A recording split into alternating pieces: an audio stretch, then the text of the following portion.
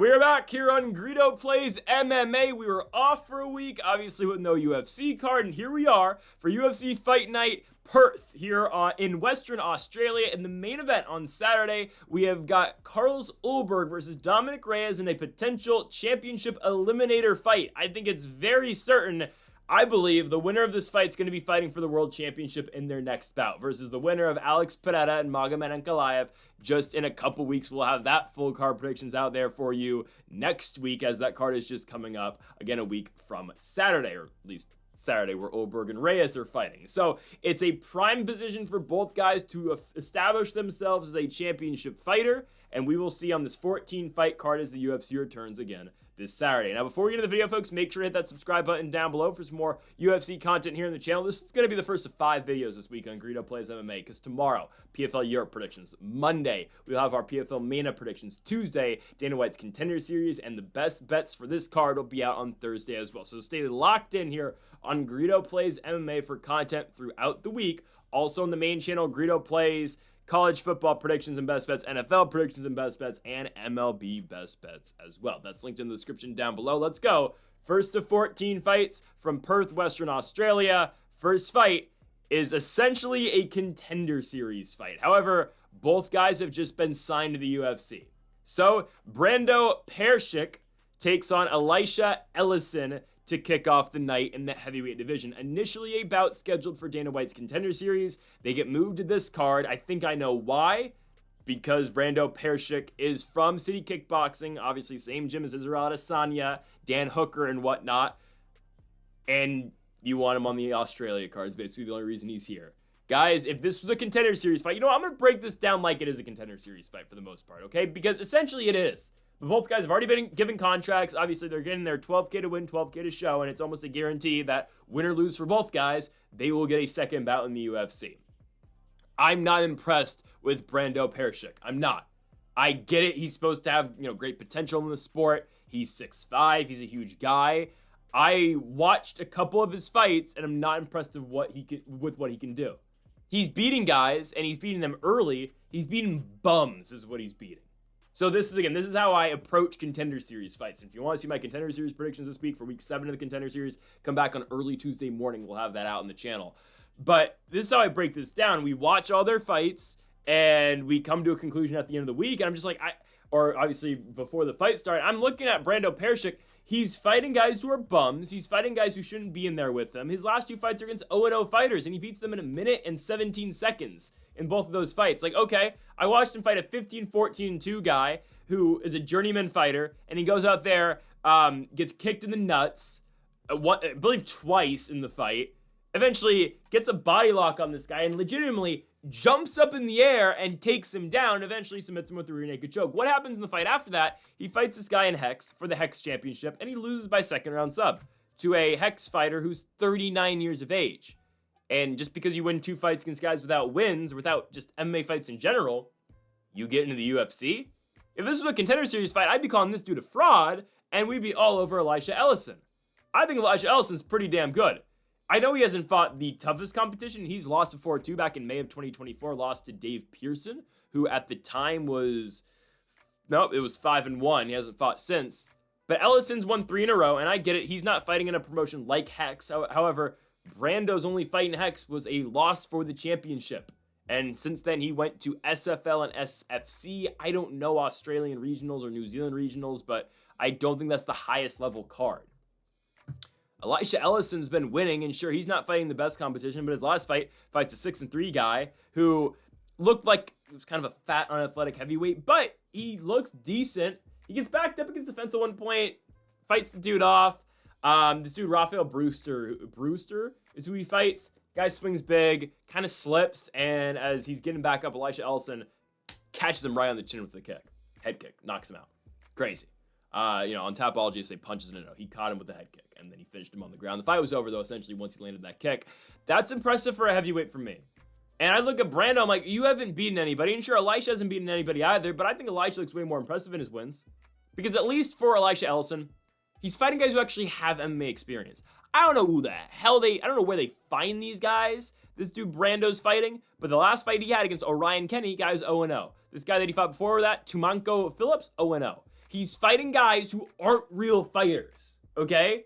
At least the guys Elijah Ellison's fighting, they may be bums, but they've fought 11 times before, and they're, 4-7.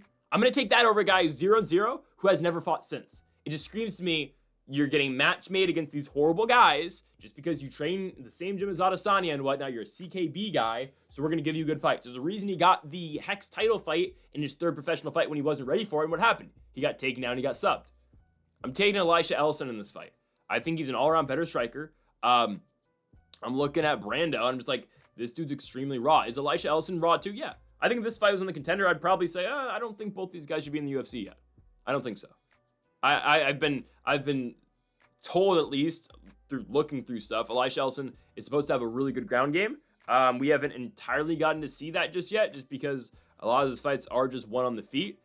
He's training at a combat sport, which, if I'm not mistaken, is that? No, that is not the Juliana Pena gym in Washington. That's a completely different gym. I thought Ellison trained with Jeremy, or not Jeremy Pena, that's a baseball player, with Juliana Pena. He trains at the same gym as Chase Hooper, though. I've seen him in the corner of Chase Hooper, or at least he's like traveled with Hooper and whatnot before. So in that camp in Washington, he's fighting somewhere, okay? And he's actually fighting named opponents. I'm going to go Elisha Ellison to win this fight. Again, supposed to have a jiu-jitsu backgroround. I think he's going to knock this dude out. I don't think Brando Perich is at all ready for the UFC. I don't know if Elisha Ellison is either, but I do think he's just a better talent. So I'm going to go Elisha Ellison to win this fight by first round knockout, sending the Aussies, or the Oceanic fighters, to 0-1 to start the card. Let's move on to our second fight of the night. We move to a matchup in the women's bantamweight division, as we have got Luana Carolina taking on Michelle Montague in Montague's UFC debut. So you might be familiar with Montague. She's fought in Bellator before. She's fought in PFL before. And now here she is making her UFC debut. Not the only Bellator/PFL fighter making their UFC debut on this card. We'll get to another one in the heavyweight division on the main card. But Luana Carolina comes into this fight with a 6-3 UFC record, and yet she is an underdog against the UFC debuting fighter in Montague, who's sitting at -230. Why? Because she can grapple. Something that some of these fighters, at least lower-level fighters at women's bantamweight, can't do. Guys, women's bantamweight starting to me get on the level of heavyweight. In terms of, it's just a lot of fighters who, and Juliana Pena has said this before, a lot of 135ers, and she's made this point about 145, but I pretty sure she says about 125 too, because she claims she can make 125, but she just fights 135 because, again, this is a Juliana Pena claim, not myself. She fights 135 because there's horrible fighters on 135. Now, I'm not telling you every fighter at 135 is horrible, but the better talent is at 125 and the better talent is at 115. And Juliana Pena's argument is that 90% of the fighters at 135 pounds can make 125 pounds as well. They just choose not to. So, again, I know she made that same exact point about 145, but I'm bringing that up to back my point that I don't think that 135 fighters are the best talent, okay? I'm not telling you they're all horrible like Juliana Pena is going to tell you, and how she says she's up next for the championship. She will be at the White House ready for the winner of Nunes and Harrison. I don't know about that. But what I can tell you is that fighters like Luana Carolina, I wonder about her grappling game. Because you haven't been tested against a really good grappler. I mean, Yulia Stoliarenko, who is nothing but just a jiu-jitsu artist who can't get takedowns. I mean, if you're getting taken down by Lucia Putsilova in your last fight, I know she got back up, but it's just, what's Michelle Montague going to do to you? A fighter that's literally all she does. Now, if Luana Carolina is able to keep the fight standing, will she win? Maybe. But I just don't see it, guys. Luana Carolina, she gets taken down in pretty much every single fight she has. She's been taken down in every single fight she's had in the UFC since July 2020, when she got knee barred by Ariane Lipski. Sure, does Luana Carolina get back up? Yeah. But that's something that just always happens in her fights. She's going to get taken down, and fighters are going to look for submissions against her. Stoliarenko, Petrovic. Fighters are going to look to sub her. Ariane Lipski, subbed her at the knee bar. Why would this fight be any different? Michelle Montague making her UFC debut in Australia, it just makes sense to me that she's going to win this fight. Again, a perfect 6-0 so far. Best win, probably Carolina Sobek in Bellator. Won that fight by first round sub. I know Sobek went 0-2 in the PFL, or 0-3 in Bellator/PFL, but other victory is Maria Moraes, who's never that high level. Abby Montez is a straight Mexican kickboxer, so don't really want to put much in that one. Abby Montez is going to fight in Power Slap. Are we serious? I'm going to, though, go with Michelle Montague to win the fight. I think this is a pretty obvious one for me. She has a style that I don't think a lot of fighters at 135 are going to be able to deal with. She's fought 45 in PFL Tour because they don't have a 135 weight class over there. You get her now to her natural weight, and she should be able to dominate. Like, I mean, what the UFC's doing with Michelle Montague is what they should have done with Chanel Dyer. Just signed her and given her a fight right away in the UFC. They should have put Dyer on a card in the UK. Instead, they made her fight a very competitive and tough fight on the Contender Series that she fought well in but lost. And instead, now she's back on the regional scene. They did the right thing with Michelle Montague. They signed her, and they give her a 6-3 fighter right away. But fighters before have been able to take down Luana Carolina. They've been able to submit Luana Carolina. What's any different here with Michelle Montague? I'm going with the Australian to pick up the victory. Or, sorry, the New Zealand fighter. My apologies. She's going to send the Oceanic region fighters to 1-1 on this card. I'm going Michelle Montague to submit Luana Carolina in the very first round. Yes. I'll go second. No, I'm going to go first round. A lot of her finishes are early. I'm going to go first round sub here for Michelle Montague. She's just better than Luana Carolina, and I don't think Carolina's ready for what's coming for her. And also, Montague's just going to be better at a lighter weight because she's just going to be even stronger now. And oh, by the way, Luana Carolina's coming up from 125. So you get essentially a flyweight going up to bantamweight and a featherweight going down to bantamweight, who, again, should be a natural 135-pounder, but this should be easy for Michelle Montague. There shouldn't be much resistance here. I think this is an easy victory. I see it all day long. Montague wins the bout by first round sub. So 1-1 now for the New Zealand/Aussie fighters. As we go on now to our third fight of the night, we move to an even matchup here. At least that's how the books have it. We have got Jamie Mullarkey versus Rolando Bedoya. This is the fight you've all been waiting for, right? We've been waiting for UFC for a week now. This is the fight that we've been missing out on. Mullarkey versus Bedoya early on in the card. Jamie Mullarkey can't win a fight. He hasn't won since September of 2023, where he beat very old John McDessie. And for Rolando Bedoya, he has never won in the UFC. He's 0-3. Had a competitive fight on short notice against Chaos Williams in his UFC debut, lost to Song Ki-nan, and then lost a decision to Jai Herbert. So he's 0-3 with 3 decision losses. They found this guy from Peru, fighting in regional shows in Peru. They sign him, and now he's 0-3 in the UFC, and I'll be honest with you, I don't know how he's gotten a fourth fight. Got knocked down by Song Ki-nan, had a competitive fight with Chaos Williams. Williams was just doing more damage. It was a close fight. I thought Bedoya did enough to lose. I phrased that weirdly. I thought Williams won the fight. And then again, Song Ki-nan fight, Bedoya is more active, but Song Ki-nan's just doing more damage with his punches. And that's the thing with Bedoya. He's going to touch you up. He's going to stay on the outside. And he's just going to fire a lot. He's not doing much damage with anything. He's not a knockout guy. And that's why I think Jamie Mullarkey is a great pick here. Because Jamie Mullarkey's chin is gone. Rolando Bedoya is not knocking out Jamie Mullarkey. Because that's just not what he does. He stays on the outside. He kind of just chips away. And it's just, pitter-patter, pitter-patter, pitter-patter. I am concerned about Mullarkey's chin going forward. I mean, obviously, this is make or break for both guys in the UFC. Mullarkey loses, he gets cut. Bedoya loses, he gets cut. I mean, you have to win this fight to stay into the promotion. Mullarkey's last 4 fights, 3 of them he's been knocked out. Again, that exception is the McDessie fight that he won, but knocked out by Mauricio Hufi. I get it. That's as brutal as it gets. Obviously, when you're trying to fight your way through the top 25, you get a guy like that. You get knocked out by Nasrat Haqparast, and Muhammad Naimov knocked him out back in June of 2023. It's just, again, the wins have been hard to come by for Jamie Mullarkey in the UFC. It's that simple. They've been hard to come by for him. He gets knocked down like it's nobody's business, but I don't think Rolando Bedoya is going to be the guy to do so. He just doesn't hit that hard. Jai Herbert dropped him. Song Ki-nan dropped him. You gotta believe Mullarkey's going to win the bout. We could see Mullarkey look to wrestle a little bit. We saw Jai Herbert take down Bedoya a couple times. Didn't have the most success with that. Again, it was primarily just a striking bout. We could see Mullarkey mix it up a little bit, especially, again, just with in mind, all right, like, if I don't win this fight, I'm getting cut. I need to save my job here. I need to save my contract, so it's win by any means. And sure, it should be that. But Mullarkey, I mean, I'll be damned if he's not able to outstrike Rolando Bedoya. Again, the final tally might look better for Bedoya, and when you look at they flash the stats up at the end of the fight, it's going to say, oh, Bedoya outstruck Mullarkey. I'll just make up a stat, 110-95, but it's going to be, again, it should be apparent watching the bout. Mullarkey's doing more damage with his shots, and Bedoya, to me, again, as we've seen so far in his UFC career, he just doesn't do enough to win fights. He just doesn't. So, I'm going to be going with Jamie Mullarkey to win the fight by unanimous decision.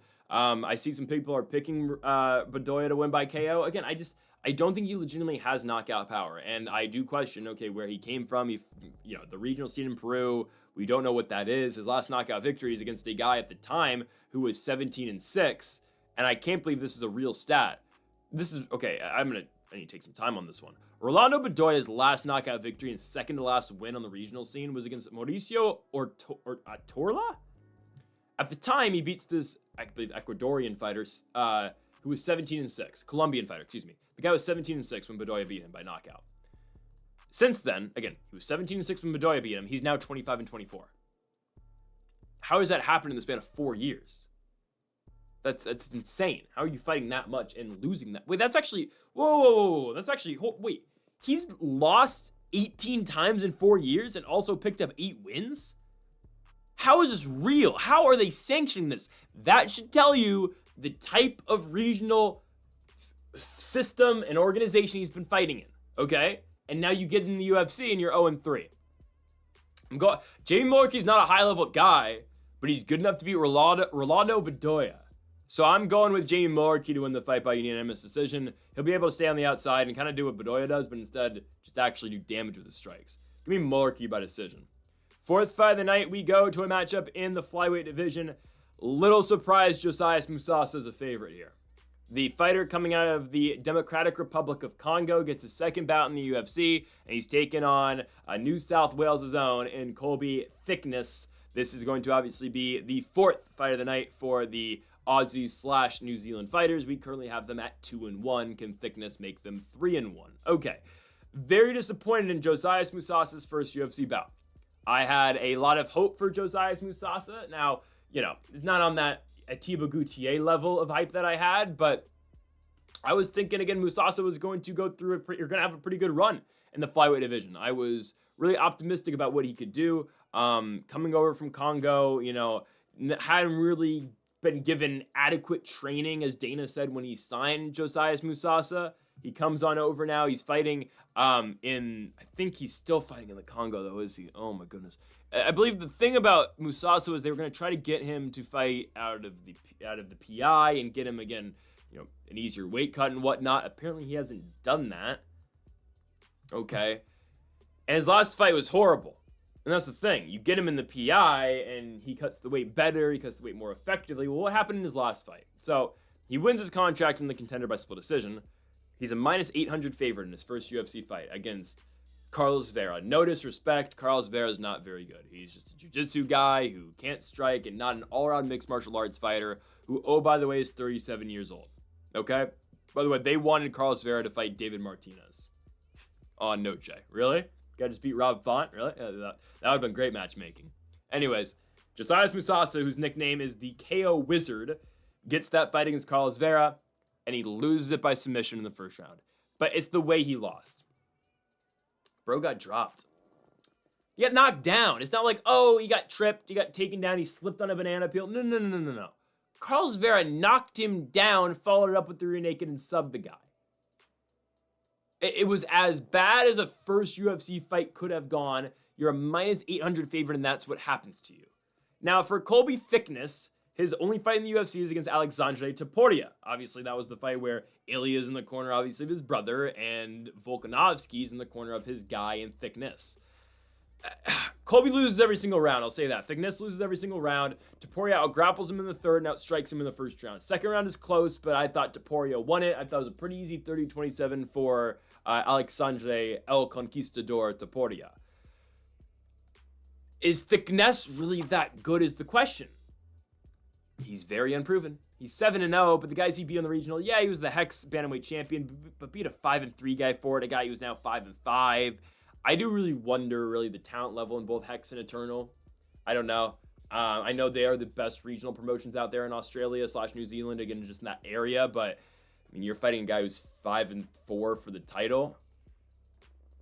And I get it, Fury's going to have their fair share of guys who do that, Cage Fury sometimes as well, but I feel like, for the most part, I mean, you're not going to see an LFA title fight with the guy who's 5-3, 5-4. You're not going to see a Cage Fury, maybe Cage Fury, but you're not going to see a Fury FC title fight with the guy who's 5-4, right? It just, I don't know. I don't know where to put that. And that's the best regional talent, or that's the best regional promotion you're going to see in the entire continent, right? So Thicknesse again, it gets outstruck and gets out grappled, but Josias Musasa, my goodness, he was bad in his last fight. His contender fight, he looked pretty good. Damaging punches, stuffing takedowns. Every shot he throws is with bad intention. Can I really trust Musasa to win this bout? Or should we go with Thicknesse? I'm going Josias Musasa. I am. I'm going to go with Josias Musasa here. Did I say he was at flyweight earlier? Bantamweight. If he can make weight, and I know he missed by a half pound, but he needs to make weight.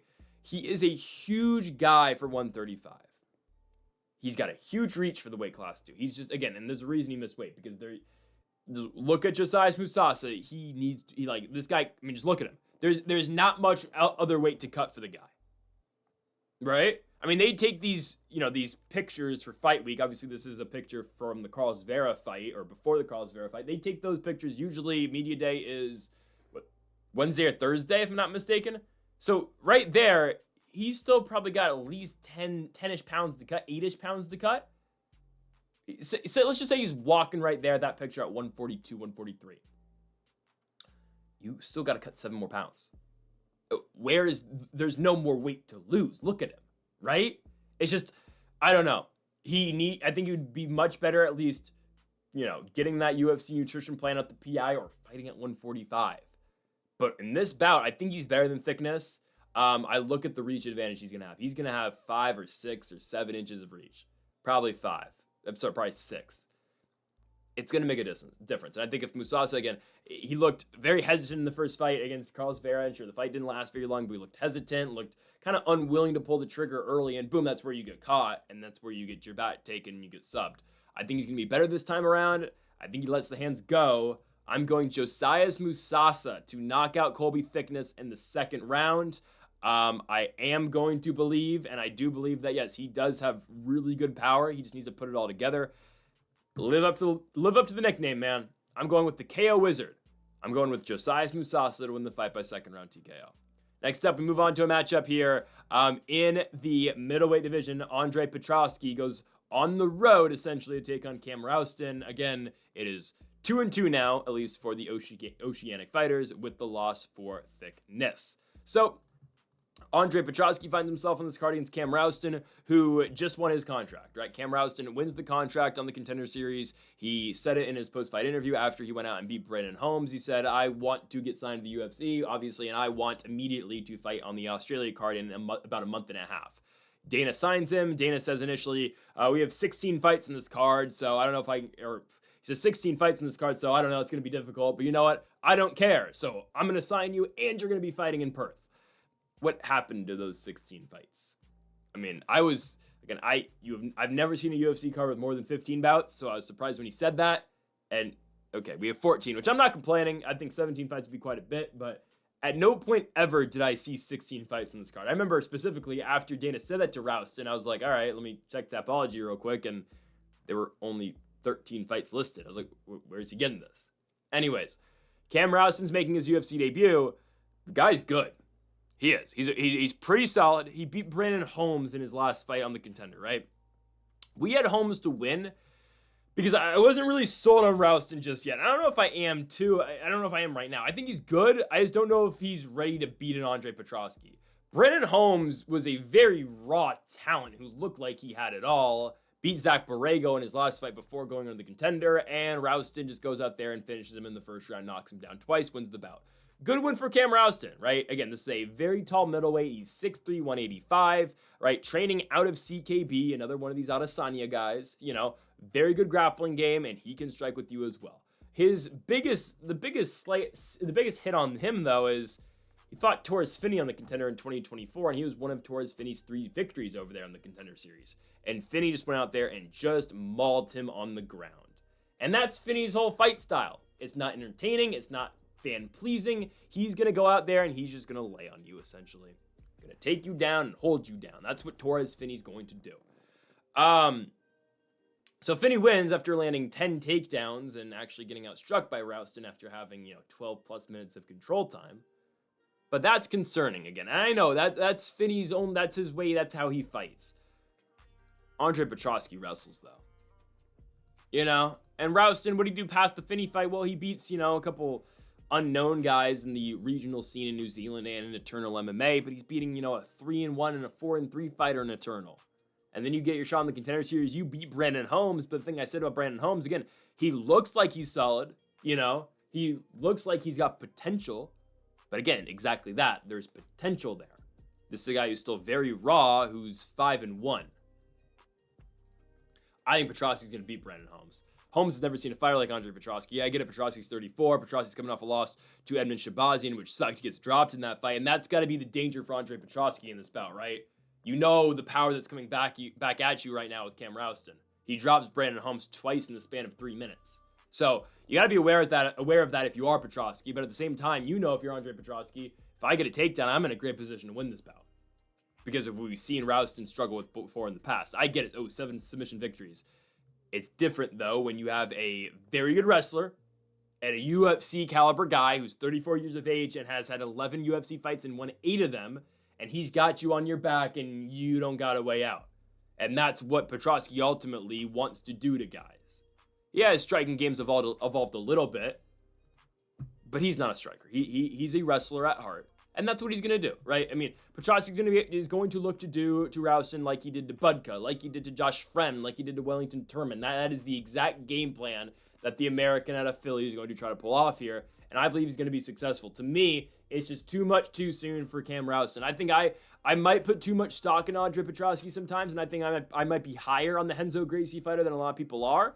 But it's just you're making a UFC debut against a experienced guy who knows how to grapple, knows how to wrestle really effectively. It just, on paper to me, and just breaking this down, it feels like a really difficult fight for Cam Rowston. So I'm going Andre Petroski here by unanimous decision. He is a favorite in this fight for a reason. Minus 145 for the fighter out of Philly. I believe he's going to be able to go out there and get that done.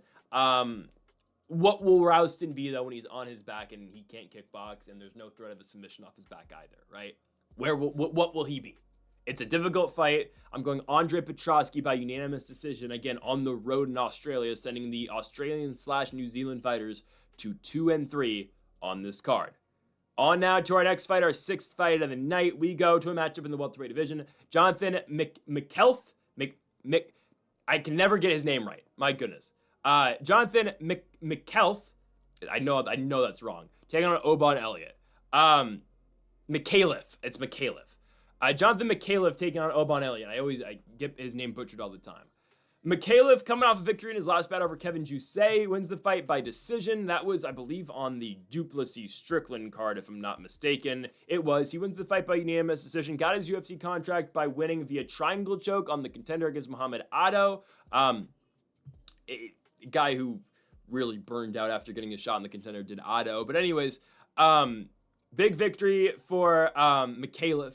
He beats Jusay, dominates the fight on the feet, knocks Jusay down at one point in time.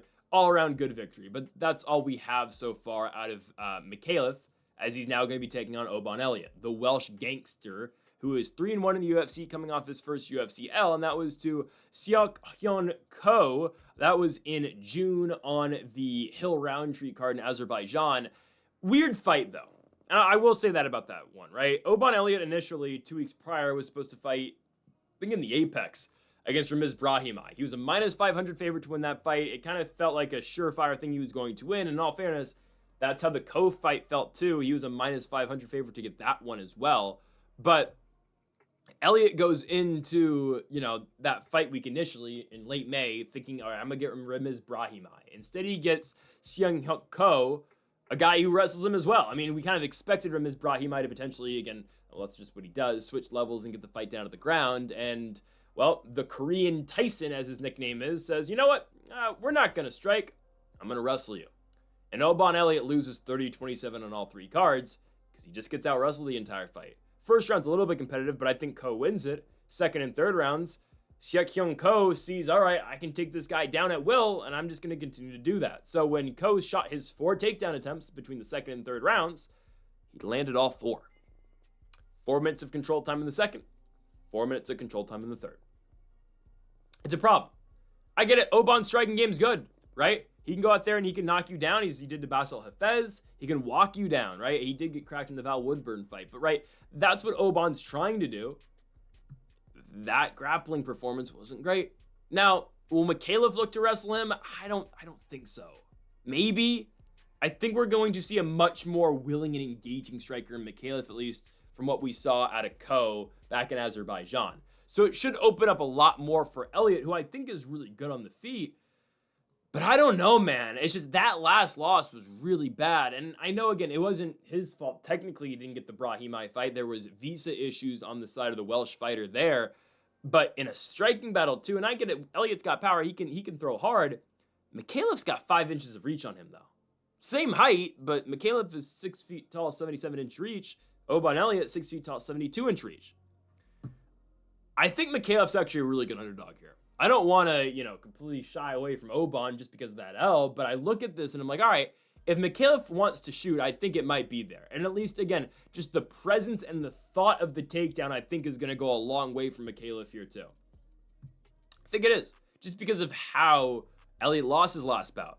And don't forget, again, Micallef wins on the Contender Series via triangle choke.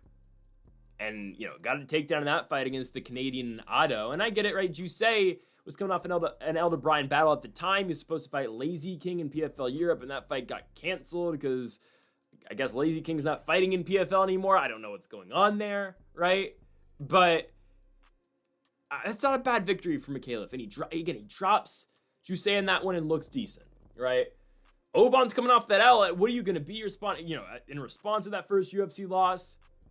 You're going to be concerning yourself about the grappling now because that's essentially how you lost. And at the same time, okay, Micallef can do more damage than just grappling, right? He can strike with you while having that in his back pocket. I just think it's an all-around difficult fight for Oban, who, when you look at his victories, I mean, yeah, he beats Val Woodburn, beats Preston Parsons, beats Basil Hafez, but in hindsight, aren't the best wins, and you just lost as a minus 500 favorite. So I got to go with the Australian here, or is he New Zealand? Australian, got it right. I'm going to go with the Australian, the captain, in Jonathan Micallef to win the bout by decision. I think he gets it done, and I think he sends the Australian fighters on this card now to 3-3. I just think the striking game is going to be huge, and I think, again, just the all-around implementation of a balanced attack between grappling and striking, I think is going to make it tough on the Welsh fighter here. I'm going Jonathan Micallef to win the fight by unanimous decision. On now to our 7th fight, we've got the Australian and New Zealand fighters at 3-3 going into this, so pretty mixed results so far as we go in now to a fight with no Australian or New Zealand presence. Loma Lookboonmee, training out of Phuket, Thailand, takes on Alexia Thainara. I believe Lookboonmee is ranked. I think she is. And she should be.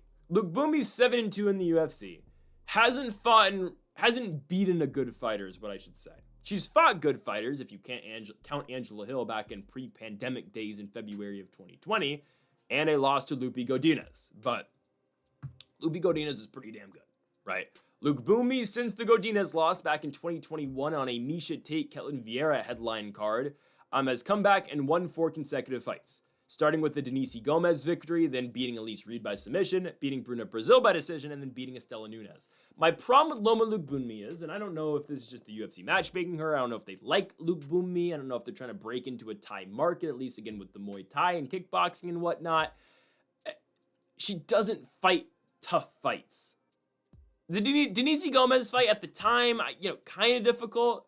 I get that, but she was still a minus 200 favorite.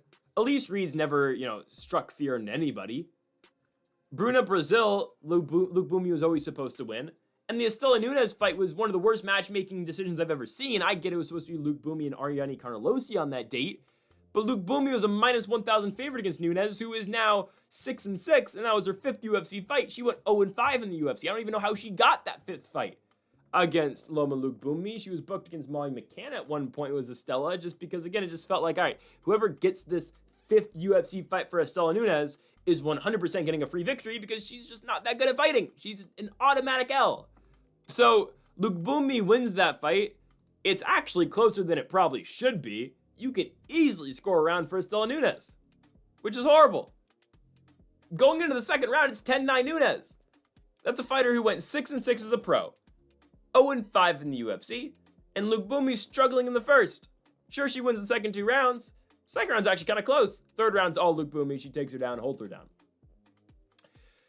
Lookboonmee now fights Alexia Thainara. So we talked about, right, Estela Nunes was going to get thrown against Molly McCann, so Molly McCann could get a victory, but unfortunately for Molly McCann, you can't spell meatball without back-to-back L's, so Thainara goes in there in replacement and submits Molly McCann and puts on a show after, makes sure everybody in the O2 knew who won the fight. After she did a whole dance and she did a whole 5-minute walkout doing a whole dance before the fight. It was something, man. Normally that'd be something that kind of pissed me off. I couldn't care less. It was Molly McCann. Cool. I mean, it can't get worse than bringing in a replica belt from the crowd and holding up like you won the UFC championship and having the UFC Europe Twitter account post like you actually won the belt. That's our champion? Yeah. I'll never forget the UFC run from Molly McCann. It was horrible, it was disgusting, and I hated it. Patty's already more likable the fact that she's not in the UFC anymore, okay? I know she still hangs around him and whatnot, but get her away. I'm glad she's boxing now. I hope nothing but the best for Meatball Molly. Alexia Thainara goes in there and subs Molly McCann in the first round. I mean, it's an upset. It is. Not really. She was a favorite going into the fight. At least, I guess the UFC maybe wanted her out. I don't know. It's just she was an unknown going into it. She had won a fight against, who was it? Rose Quinyeso or something. No. Fought a fighter who, she went out there and dominated, was an unknown going into the McCann fight. We had Thainara to win. We had initially, McCann to beat Nunes because, again, it was Estela Nunes. But Thainara goes out there and does what she needs to do. She subs Molly McCann in the first round. I actually think Alexia Thainara can be a problem in the weight class. I think so. Especially against Lookboonmee, who I think is going to really struggle to find any offense in this fight. Why? Well, just Lookboonmee's build and base alone is just tough because she's 5'1" and has a 61-inch reach. She's very small for 115. If the UFC had an atomweight division, which I still think they should do, Lookboonmee would be in that atomweight division. She'd probably have to be. Right, again, Muay Thai background. She's training on a syndicate / Phuket, Thailand. Obviously, that's with John Wood over there in Las Vegas. She can grapple. She can take you down. That's honestly what she had to result to in her last bout when she went out there and beat Estela Nunes. I don't know. I feel like Lookboonmee is only 29. I don't think she's ever been the best, and I think she's really benefited off of fighting bad fighters. Guys, look at Lookboonmee's entire run in the UFC. It is padded with some of the worst fighters you've ever seen at 115 pounds. I guess I can kind of take Sam Hughes off that list now that Sam Hughes continues to win fights, so good for her, but Alexandra Albu, Jinyu Fry, Denise Gomez, Elise Reed, Bruno Brazil, and Estela Nunes. I guess I can take Bruno off the list now after the Shi Ming victory, but right? What did Lookboonmee do to deserve this matchmaking, and easy matchmaking at that? I think Thainara wins. I think Thainara is going to be very competitive on the feet. I think she'll win on the feet. And I think she's going to win on the ground, too. I legitimately think this is a levels fight, guys. Thainara should have Lookboonmee everywhere in this fight. Whether it's on the ground, on the feet, she's the stronger fighter. She's the more physical fighter. And she's the longer fighter, too. And she's coming off a victory over Meatball Molly. And Lookboonmee lost a round to Estela Nunes. Yeah, I gotta go Alexia Thainara in this fight. I believe she's gonna go out there and win it. Can she get a finish? I'm going to go decision. I'm going to go dominant 30-27 decision here for the Brazilian and Alexia Thainara, winning her second UFC bout. Again, no New Zealand / Australian fighter involved in this one, but I like the win here for Alexia Thainara to go out there and get it done. We move on now to our 8th fight of the night as we go to a matchup in the light heavyweight division. Navajo Stirling is back, and he's taking on Rodolfo Bellato. Welcome back, Rodolfo. After his last bout, what the hell? Guys, I forget that Bellato's actually only had 3 fights in the UFC. He's 1-0-1. It feels like he's been around for a lot longer. Do I need to reenact the Paul Craig fight? I will very quickly. Okay? Rodolfo Bellato, I'll just go over his entire UFC run. Gets a shot initially on the Contender Series in 2022, gets chinned knocked out by Vitor Petrino. Comes back, wins the LFA Championship, gets a shot in the Contender in 2023, gets his contract, wins his first fight against Ihor Potieria, gets a fight in Australia against Jimmy Crute, who's on this exact card as well. It goes to a majority draw. Bellato, could have won that bout, but it's okay. You know, he gets 10-8'd in the first round, potentially 10-7, but 10-8'd, dominates the last two, or wins the last two. Second round was a little difficult. Has a draw. It's a draw. It's fine. Okay. His last fight against Paul Craig in Atlanta, Georgia, Usman Buckley main event. Adolfo Bellato takes Paul Craig down. He's got him down, and he's working. He's trying to, pass that high stack guard kind of. It's a stack guard essentially for Paul Craig, right? Bellato's trying to pass. He doesn't. He stands back up, and Paul Craig, he's throwing up kicks. I think he's meaning to hit the body. It doesn't matter where he's meaning to hit. He kind of connects on the chin, kind of. So Bellato, it's kind of it's hilarious. It's a hesitated. That's not the right word. You know what I mean though. Like it's a delayed. Thank you. So thank you to myself. It's a delayed reaction on Adolfo Bellato. He gets up kicked in the face, and he kind of goes down, and he looks at the referee. He goes, "Hey!" And he goes, "Oh, I'm knocked out." And then the referee goes and checks on him, and Bellato's like, he's trying to like fight the referee, because that's what happens when you get knocked out. Like when Anderson Silva grabbed the leg of Chris Weidman. That's what Bellato does. He tries to fight the ref because he's pretending that he's knocked out. Why are you trying to fake an L to Paul Craig? You were that concerned about his jiu-jitsu? Did you get, to me that screams you're not a fighter. I'm sorry. It just does. Because this is not a situation where he's getting his ass beat, looking for a way out. If that's the case, sure. Honestly, if you know you can't win the fight and you're trying to get out of it, I don't care. Legitimately. It's just, game is game. Don't throw the up kick. But you're fighting Paul Craig. You were put in that spot to retire Paul Craig. That's the spot Bellato was put into. Because what happened in Paul Craig's last fight? They gave him Bukowskis. Bukowskis brutally knocks him out with an elbow. That's exactly what Bellato was supposed to do. And what does Paul Craig do after the fight? 2 weeks ago in France, he retires. I mean, that's what Bellato was meant to do in Atlanta. Paul Craig just picked up another check while he's at it and got knocked out brutally in the process. But again, that was what the UFC had envisioned for Bellato, who was teetering on the top 15, and now they're saying, all right, dude, well, okay, you do that crap, all right, go fight Navajo Stirling, who's undefeated 7-0, the next up-and-coming guy, and sure, Bellato can get all of his hype back. I'm not going to be back on the bandwagon, but I will say, okay, good on you. You went out there and you beat a up-and-coming prospect in Navajo Stirling, who I don't think is that, uber crazy of a talent that the UFC is at least pushing him as. I think he's good. I don't think he's a blue chip guy, in my opinion. I don't think he's going to be a guy that's going to win the belt. Because I watch his fights in the UFC. He looks good in the Contender Series. He looked good in Hex. He beats a 8-8 Sam K, who fought in PFL at one point in time. Sterling's 2 fights, though, Tuco Tokos decision victory. He wins it, but you beat Tuco Tokos to a decision. All right. Ivan Erslan dominates Ivan Erslan for the most part, but doesn't get him out of there. It's just I don't know. Erslan wins a round against him. I think Navajo Stirling beats Adolfo Bellato, because to me, again, I look at that Bellato fight. I'm not picking against Bellato because, he faked the up kick. I'm picking him because I don't think he's a real fighter. How are you a fighter? How are you chasing your dreams to be a mixed martial arts champion? At least that's what I assume his dreams are. And you're looking for a way out against a jiu-jitsu guy. Where, at Paul Craig in 2025, where if you just stand with him, you're going to knock him out. It's not like he was in danger. It's not like, Paul Craig was about to choke him with a triangle. No. I don't get that. And no, he was not knocked out. You would not be knocked out if you get kicked in the face and look at the ref and say, "Hey!" And then, you're just unconscious now. You're down and out, you're stiff as a board, and then you pretend to fight the ref. That was an Oscar-level performance. Way to go. Okay?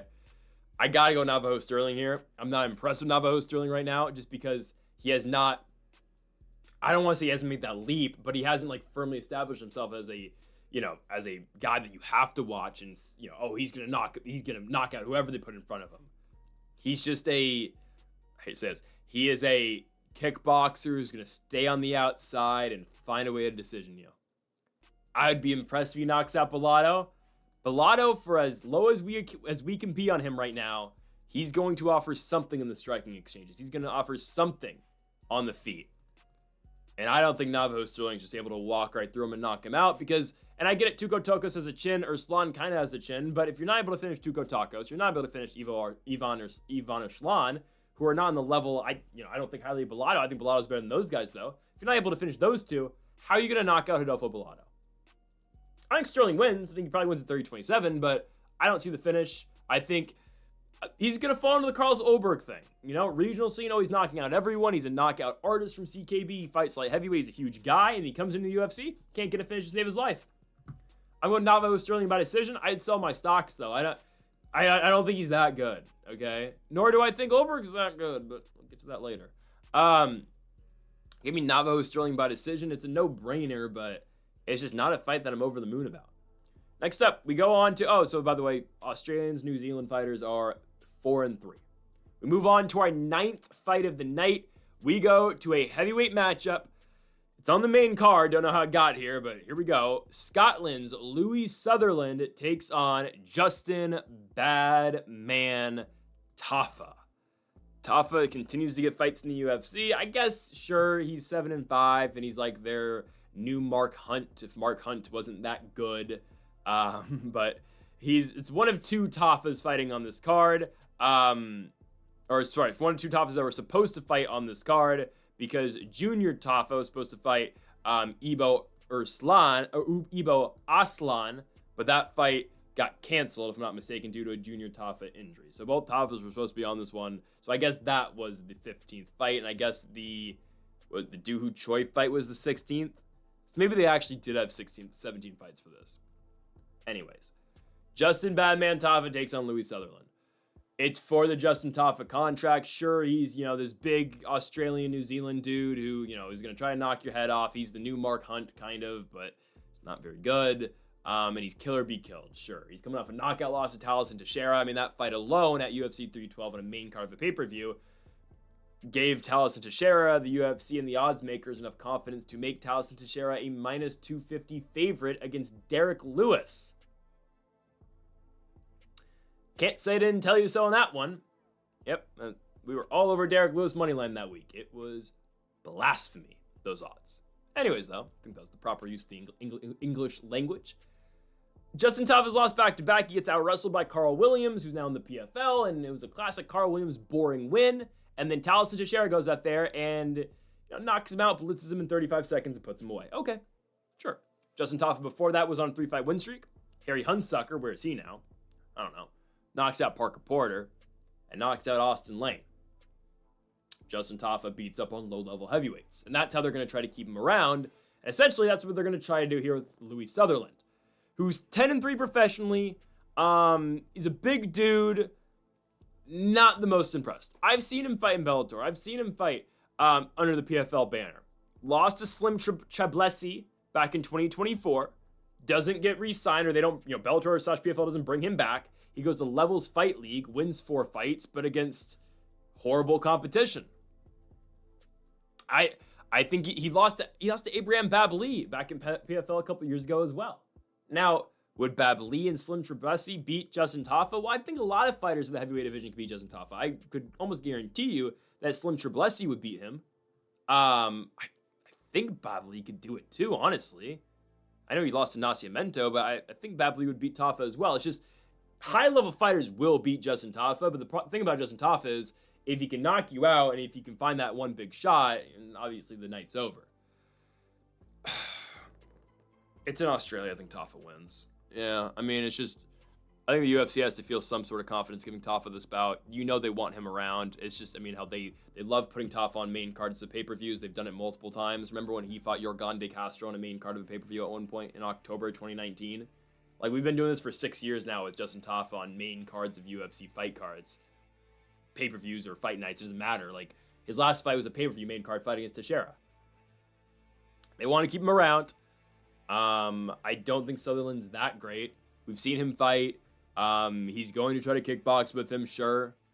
I think if you try to kickbox with Tafa, Tafa should probably knock your head off.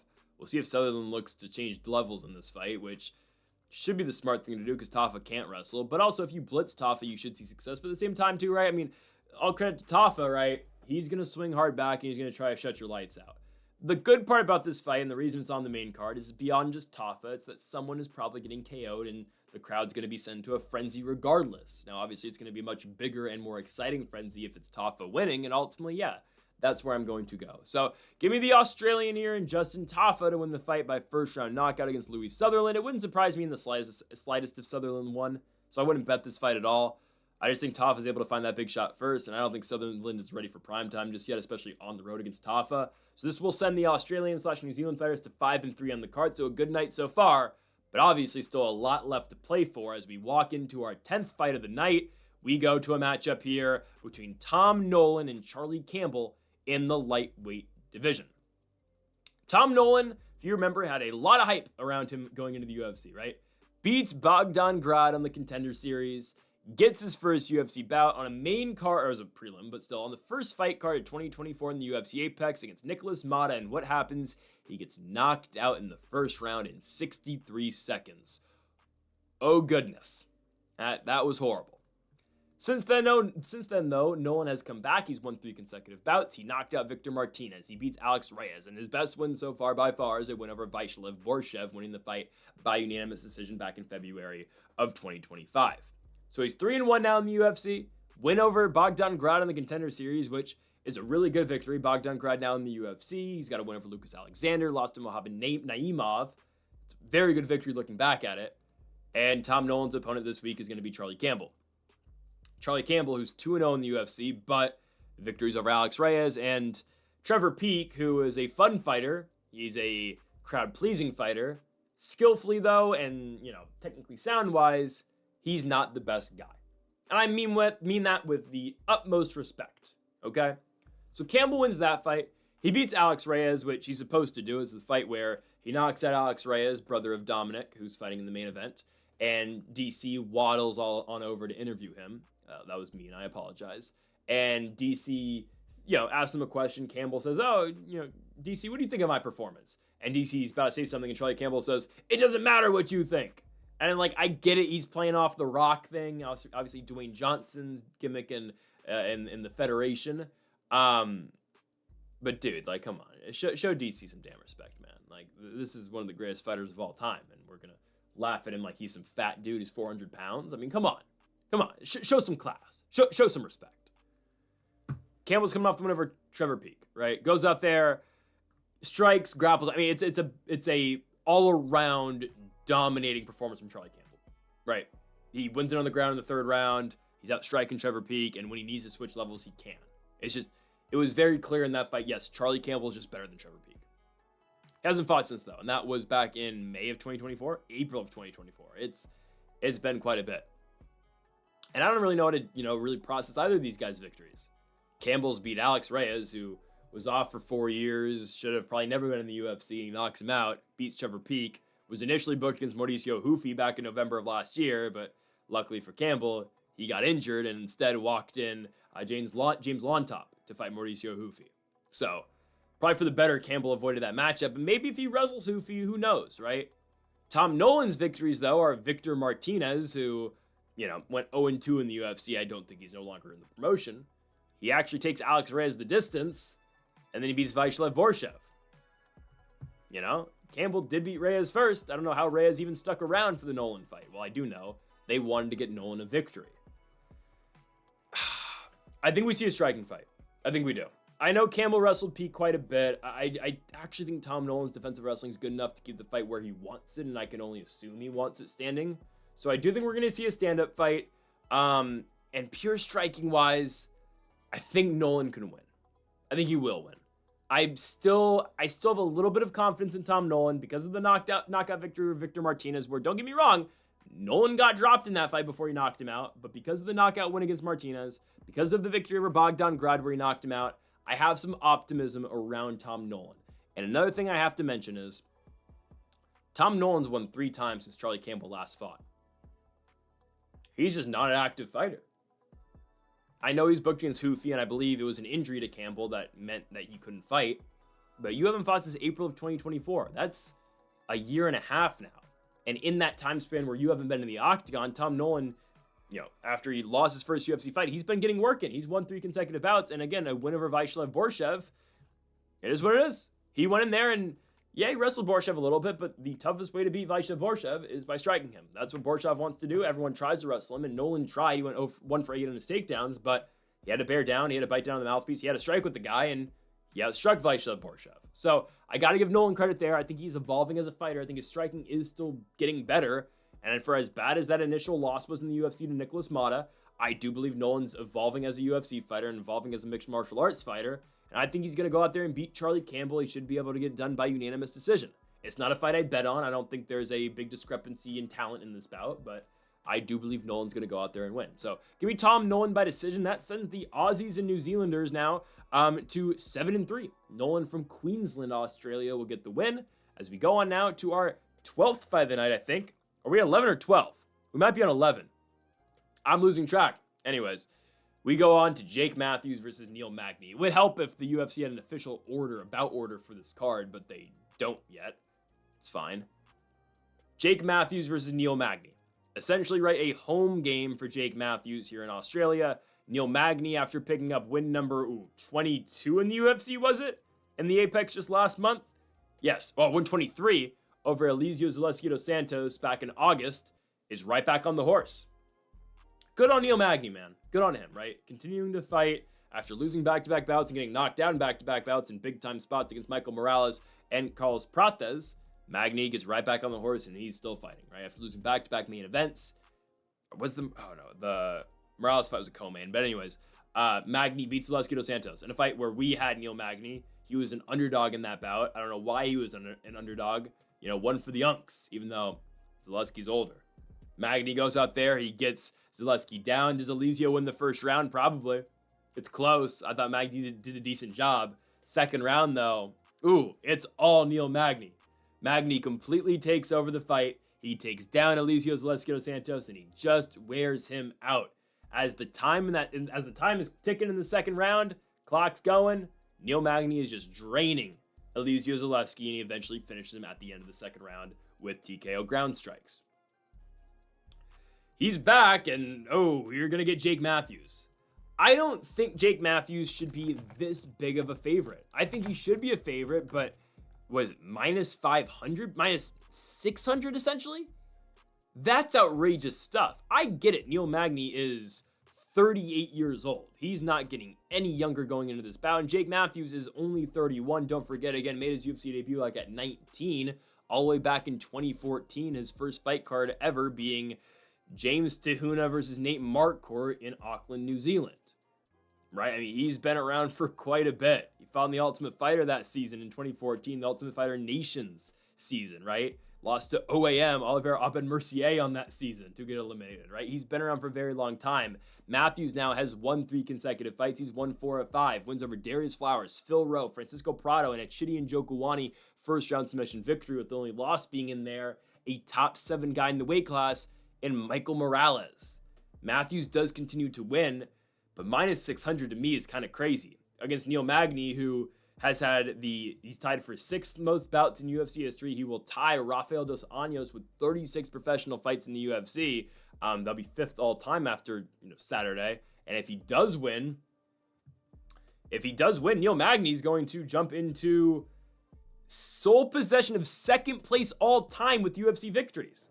Now, Charles Oliveira can join him in about 3 weeks when likely I think he's going to fight Benoit Saint-Denis now that it's looking like with the Fiziev pullout. But this is a big spot for Magny. You can pass Max Holloway, who I'm sure will get another victory in the UFC eventually. But you can pass Cowboy. You can pass Arlovsky, guys that are never going to win a fight in the UFC. I don't think Cowboy's going to get another shot, right? It's a big fight for Neil. It's just not a fight that I think he wins. I think he's more competitive than people are going to expect. It's just, what does Neil Magny do better than Jake Matthews in 2025? I mean, seriously, if you have an answer, tell me. I don't know what Neil Magny does that, puts him way over the top against Jake Matthews, that you can just point at and say, okay, this is why Neil Magny is going to win, because he's just this much better at this than Jake Matthews. Because truthfully, I don't see it. I don't know what Neil Magny's just head and shoulders better than Matthews with. Is it wrestling? Is it cardio? Is it gas tank maybe?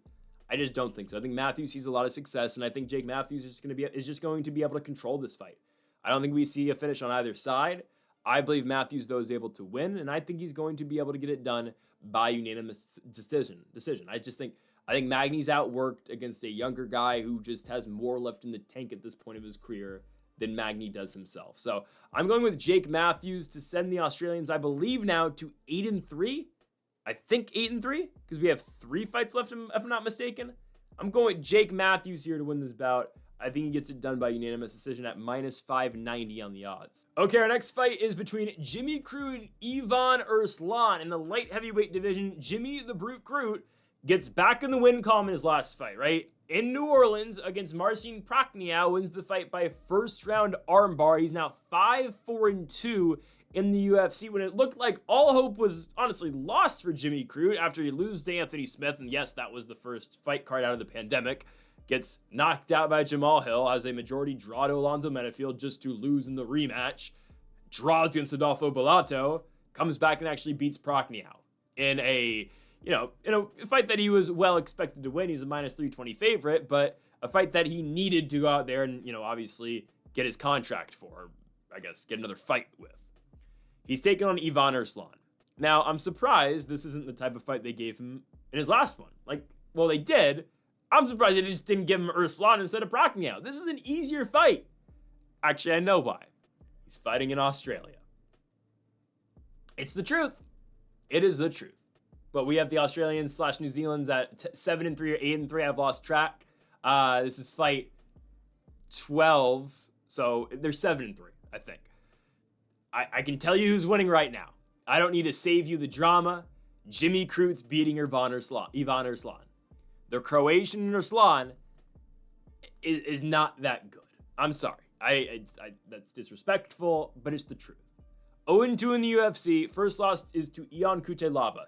It's a competitive fight. It's a close fight. Cutelaba at this age sometimes can give you good performances, but still a guy that's lost quite a bit. Just lost to Modestas Bukauskas. Erslan goes out there and loses a split decision. It's a competitive fight, but the fight that's more telling for Erslan, at least in the UFC, is his last bout to Navajo Stirling.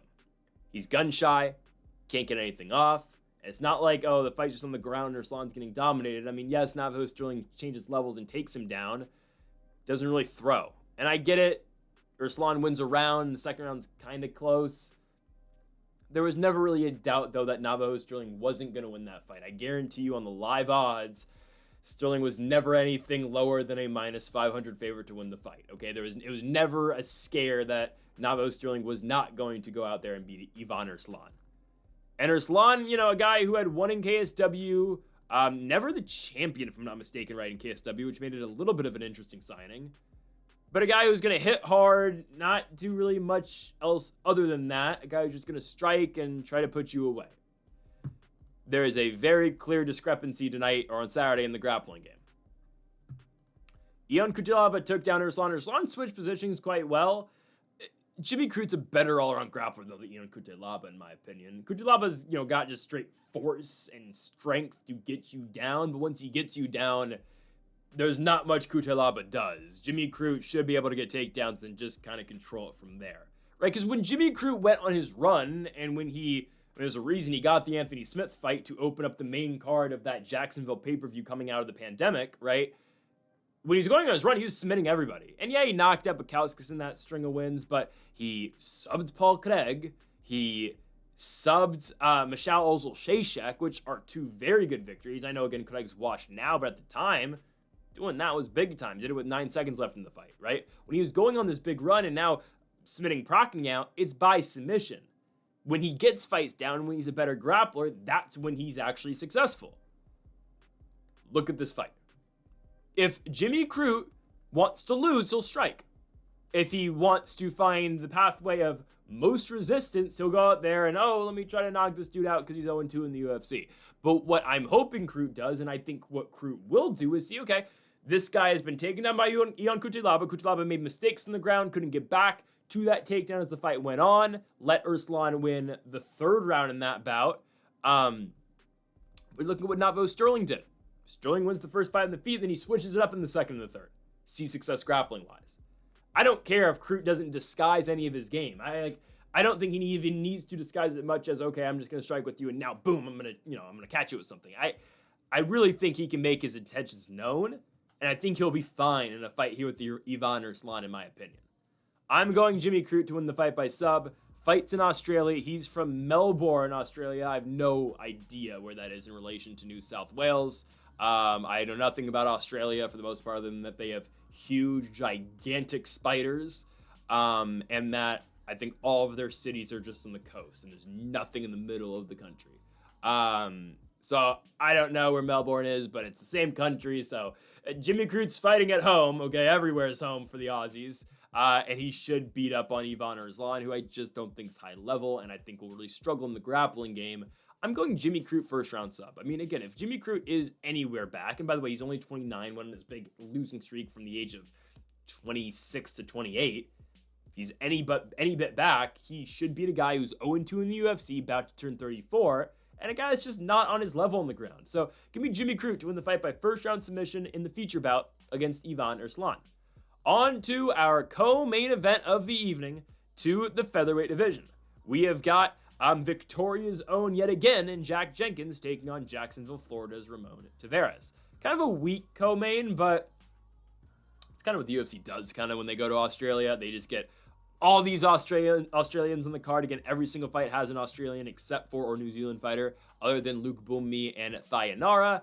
And they just throw all of them on the card, and they find a random fun fight, don't get me wrong, a fun fight to be the co-main.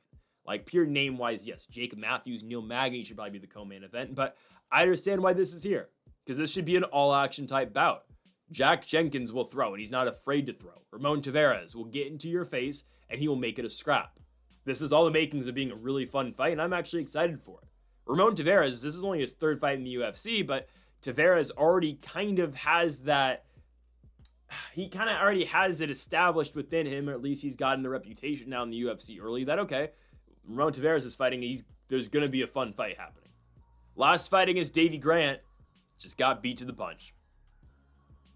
Taveras fights a decent fight past the first round. First round was a little hesitant for Taveras in Tampa on that Covington-Buckley card in late December. Comes back in the second round, loses the second round, don't get me wrong, but is more competitive in the second and the third, and Taveras is a much more engaging and willing striker later in the bout. The fights, though, that have made Taveras a entertaining guy have been the two Series City fights. So he gets knocked down in the first one, early stoppage in the Contender Series, but the second one, the great fight they had at UFC 297, undercard bout, bloody bout. Taveras gets the nod by close split decision to get his win back against Series City, and also his second victory or second fight in the Contender Series where he knocked out eventual UFC fighter, in Cortavius Romeus. Now, Romeus, not the highest of level, but Taveras has that reputation now of, I'm going to throw hard and I'm going to be in your face all night long.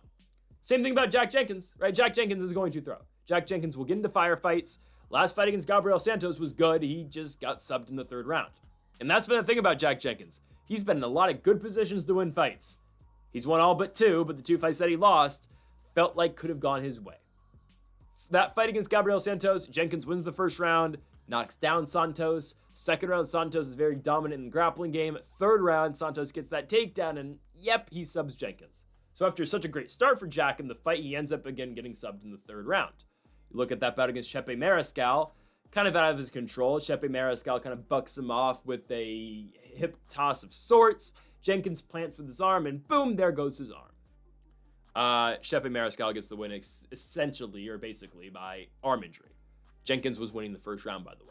And the fight was on to the second, very competitive second round. It's only 3 minutes in, and boom, again, there goes the injury to the Aussie in Jack Jenkins. His wins are Don Shainis, Jamal Emmers, and Herbert Burns. You're supposed to beat Herbert Burns in 2024. Combined 2025 and 2024. In 2024, Herbert Burns just wasn't good post like 2021. Jamal Emmers' victory is not bad. It's a close fight, but honestly, I don't care. That's your second fight in the UFC. Beats up on Don Shainis as expected. So I look at this bout. I see all action on the feet. If there is a grappling exchange at all, it's going to be Jack Jenkins. I can pretty much guarantee you that. If there's going to be grappling, it'll be Jenkins. It's just Jenkins has not been in a lot of positions recently where he's had to shoot or where he's had to go to his grappling because you're not shooting on Gabriel Santos. Why would you shoot in Herbert Burns? That's the only way you're giving him a chance to win. And Shepe Mariscal, that's a guy who's kind of tricky on the ground too. So there was no reason to shoot in any of his last 3 bouts. This would be it if he's going to do it against Taveras, who is extremely untested on the ground, who's never been taken down in the UFC, not like many people have tried, because Siri City, who did try to wrestle a little bit, but Davey Grant, City 2, was more than content to striking with the guy. I'm not telling you there's going to be a grappling and a wrestling side of things. I'm just telling you if there is, I believe it's going to be Jack Jenkins who shoots first. I don't think we see it, though. I think you see a striking bout, and personally, I think Jack Jenkins, while at striker, around Taveras. Travel's a factor, guys. Travel's a factor. Crowd's going to be on Jack Jenkins' side, and I haven't mentioned it all day long because I don't think... truthfully, I don't think Australia is that bad with judges. I've never thought they are. I think New Zealand kind of is. But this is obviously not in Auckland. This is in New South Wales. So I don't really put much into that. Like, there are places around the country that, you know, there's very biased judging. France is one of those. Like, just watch a William Gomez bout, you know. Not all the time, but, you know, France is more so than I think Australia is. So I'm not even going to consider it here. Like, say, oh, if the close fight's going to go to Jenkins. But I do believe, right, or not like China. China is not great with judging either. Jack Jenkins should get the nod here. Again, travel's a real thing. Taveras got to come all the way to Australia for this bout. Jenkins is at home. Again, I guess I can look up where Victoria, Australia is in comparison to New South Wales. But I think Jenkins is the better fighter. I think he's a little bit quicker than Taveras. I don't know if he's quicker than Taveras. I think he hits harder than Taveras, though. I do believe he does. Taveras, and that's the thing about Taveras. Taveras is super reckless.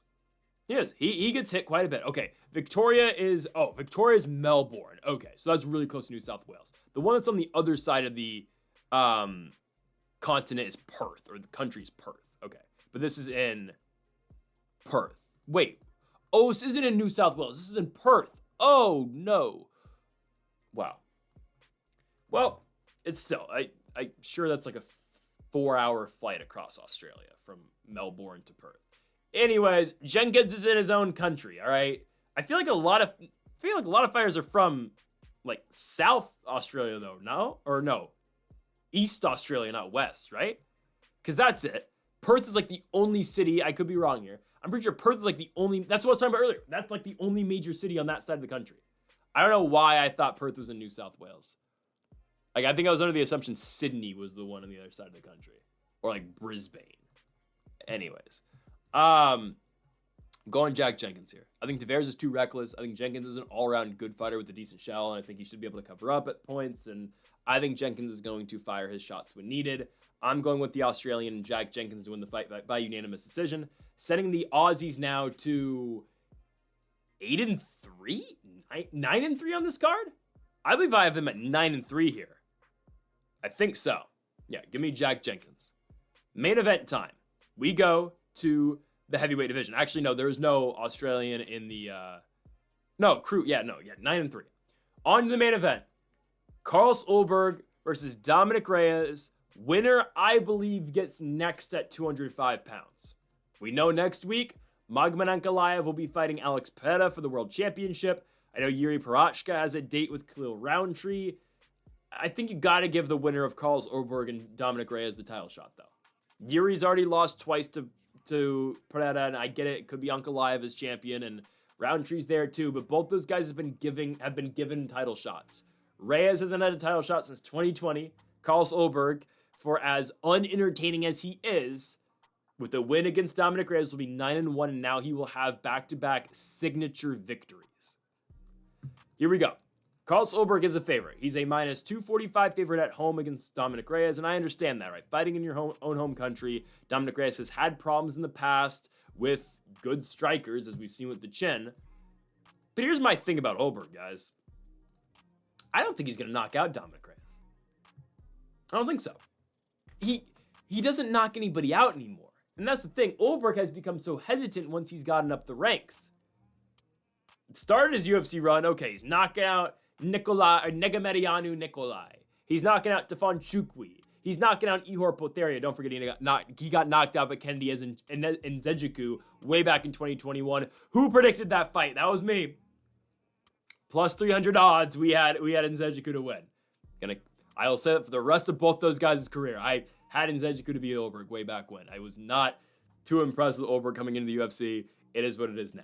Anyways, he knocks out Poteria, knocks out Menefield, does submit Da Woon Jung.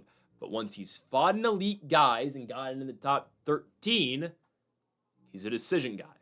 And he's a guy that, he beats Volkan Oezdemir by decision and barely gets by him. Does just enough, right? Wins 2-1 in my book. I thought Jan should have beat him. I thought Blachowicz did enough to win the fight. I had rounds 1 and 3 for Jan.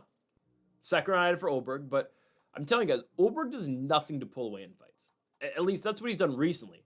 Guys, if Carlos Ulberg was still on his run where he's knocking everybody out and he's this fun, he doesn't even be flashy, but this entertaining guy who's knocking everybody out left and right, I'd be all for Carlos Ulberg. I would be singing his praises. I would say, okay, yeah, this is the next guy I want at light heavyweight. I want to see him against Alex Pereira, right? And that's what I was talking about, after the Jan fight, or before the Jan fight. We were talking about this quite a bit, actually, after the Volkan fight. I was saying, well, he should probably be next because they want a kickboxer to fight Alex Pereira.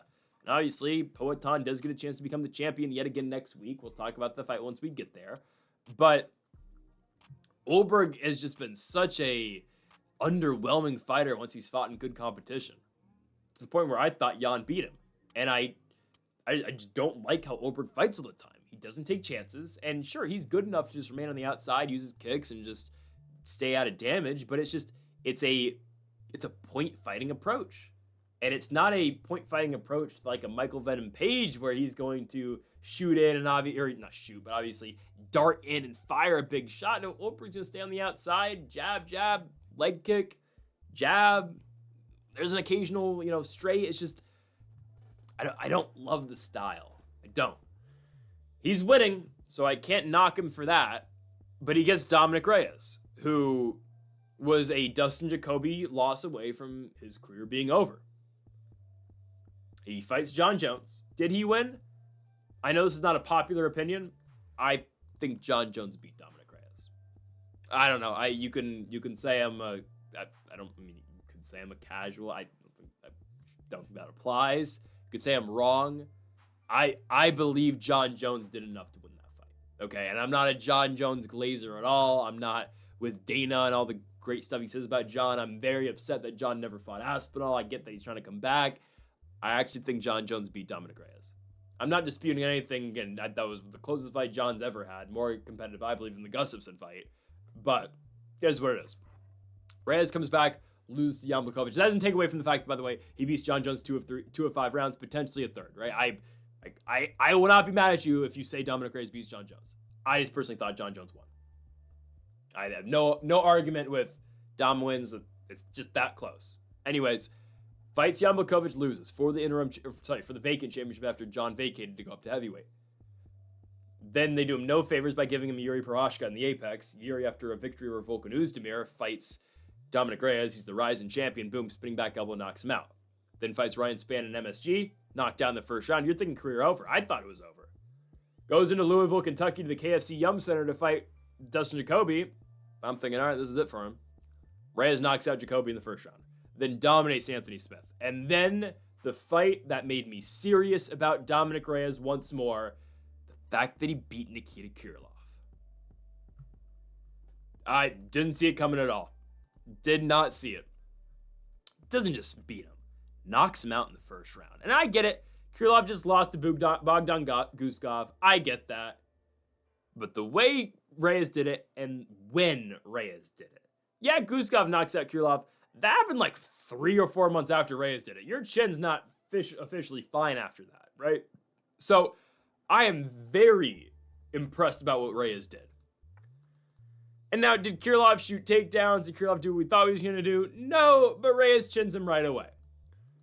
I get it. The all-around style around an Ulberg fight seems dangerous for Reyes. Because how are you going to find distance against this guy? How are you going to, make it the type of fight you want to fight? How are you going to get into range? Well, I'll tell you how he's going to get into range. He's the exact same height as Ulberg, and he has the exact same reach. He's not at a disadvantage like a lot of Ulberg's opponents are. Hell, Jan Blachowicz, one hell of a fighter, former champion, but he's 42, and he's giving up 3 inches of height and a couple inches of reach on Ulberg. Volkan Oezdemir, same thing. He can't outpoint fight Ulberg because he's losing 2 or 3 inches on the guy. There is none of that with Dominick Reyes. Dominick Reyes should be able to, if he wants to, close distance, and if he can just avoid that outside, I don't want to call it pressure, but that overall outside base. I don't know how to put it. If he's able to find his way through the jab and the jab and the leg kick of Ulberg, that just, again, that kickboxing stay away style. That's not an official term. I just made that up. But if Reyes is able to make it a scrap, is what I'm getting to. If Reyes can kind of make it a brawl and just force the fight to Ulberg. If I'm Dominick Reyes and if I'm that camp, I'm looking at the Nzechukwu fight. I am. Ulberg in that fight looks really good in the first round and just slows down as the fight goes on. And he eventually gets finished in the late second round. I get it. It's his first fight in the UFC. Who cares? But that is telling when you got a guy in Ulberg who's never had to go 5 rounds. Dominick Reyes has only been the 5-round distance once, but he's had to prepare for 3 5-round fights in his career. Actually 4, the Chris Weidman fight. He is a guy who is well accustomed to going the distance and can go the distance. And I know John Jones, this is not a dispute, no argument with this. John Jones won the 4th and 5th rounds against Dominick Reyes, but Reyes has that experience, and Reyes has been there before. So I'm saying if Ulberg is winning early, I'm not too concerned because I think Reyes, to me, takes over the fight as it goes on. This is a guy who trains at Elevation in Colorado, and I don't think Ulberg's ready for this. I don't think he is. So I'm going with Dominick Reyes here. Dominick Reyes is an underdog. He's at plus 190. I think the value's too good. I think the resurgence in the career of Dominick Reyes is not just inspiring, but it really, we got to take notice of it because he's a legitimate title challenger once more after being a fight away from getting cut. Reyes, I think, is now going to go on this 4-fight winning streak. I believe he's next for the winner of Pereira and Ankalaev. I would like to see Reyes fight for the World Championship probably in January or February. And I think he beats Carlos Ulberg, and I think eventually he breaks Carlos Ulberg. Because I don't think Ulberg is ready for a scrap, and I don't even think he beat Jan Blachowicz. I think Dominick Reyes is able to see enough success, and eventually I believe he will break Carlos Ulberg. I'm going 4th round TKO for Dominick Reyes. This is not a fight that I believe is going to end quickly. I might be wrong about that. I think this fight goes on for quite a bit. I think Dominick Reyes eventually will find that finish. I don't think Ulberg's ready for the 5-round fight. And we'll see. We'll see what the outputs are. There's a chance, too, there's literally no output thrown in the first 3 rounds of the bout as well. This is all the makings to be really boring. It's going to be up to Dominick Reyes to change that narrative, and I believe he's going to do exactly that. Dominick Reyes gets a title shot after all that he's been through. He beats Carlos Ulberg, and he does it in the 4th round by TKO in Australia. Folks, thank y'all for watching our UFC Fight Night Ulberg versus Reyes full card predictions. If you haven't yet, though, make sure to hit that subscribe button down below for more. Make sure to leave a like if you did enjoy the video. Make sure to comment if you disagree with any of the picks. Folks, thank y'all for watching, and Mamba forever.